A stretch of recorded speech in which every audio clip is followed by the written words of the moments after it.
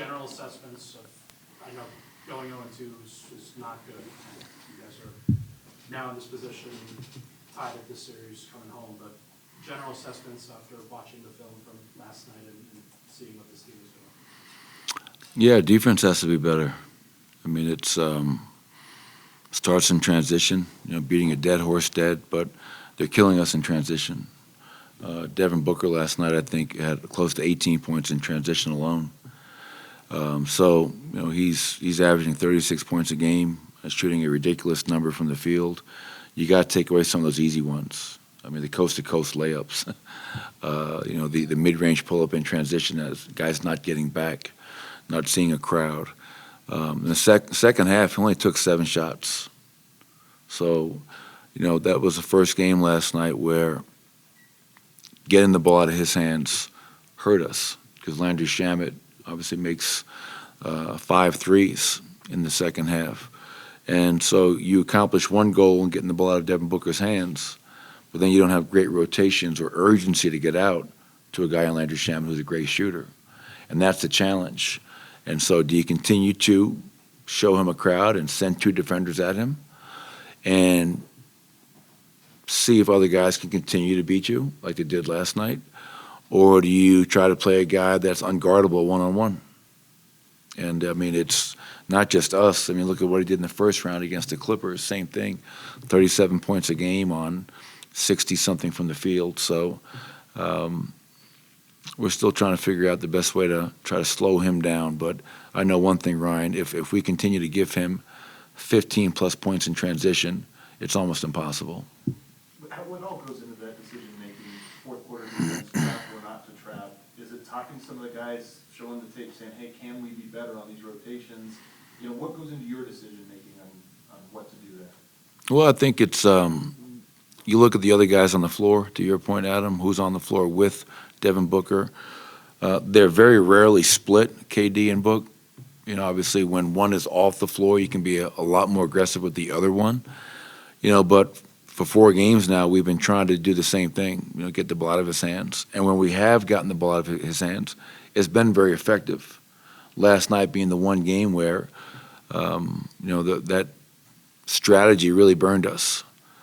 So now you have the scary proposition of guarding one-on-one where he's capable of staring you down, pulling up for 3,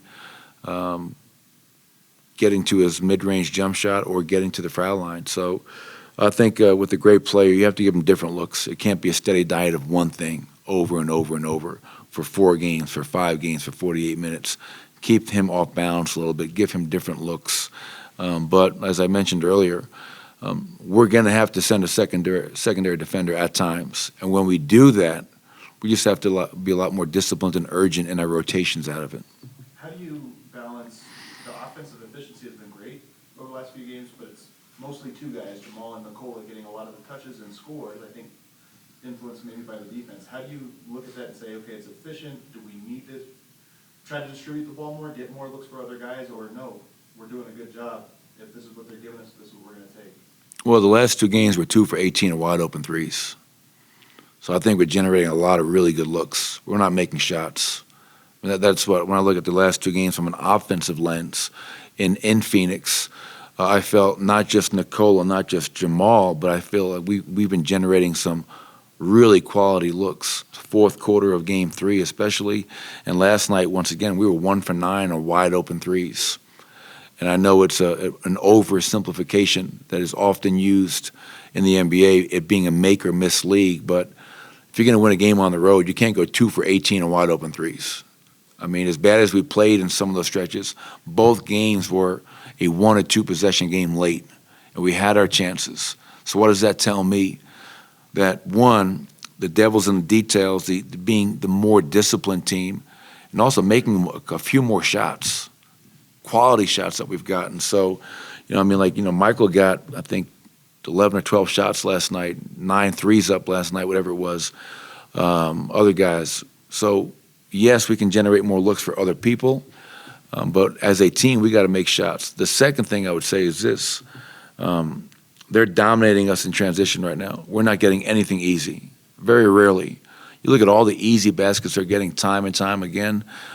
We are not, and I felt we had that in games 1 and 2 because our defense was better. I mean, there's a correlation there, right? You run off of your defense. So we have to find ways to stop taking the ball out of the net so we can get out and run in transition and us be the aggressor and the team in attack mode. And we haven't had much of that last 2 games.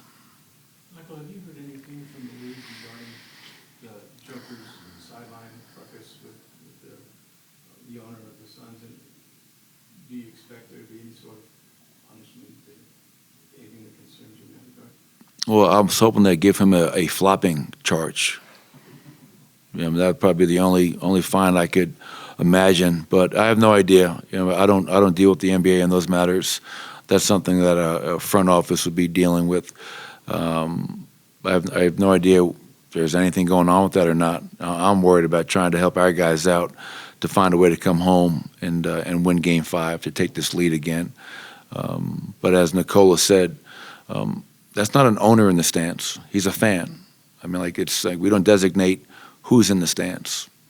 And, you know, I just felt after watching that whole incident, you know, Nicola's just trying to get the ball. You know what I mean? And I felt the embellishment was almost comical from my standpoint.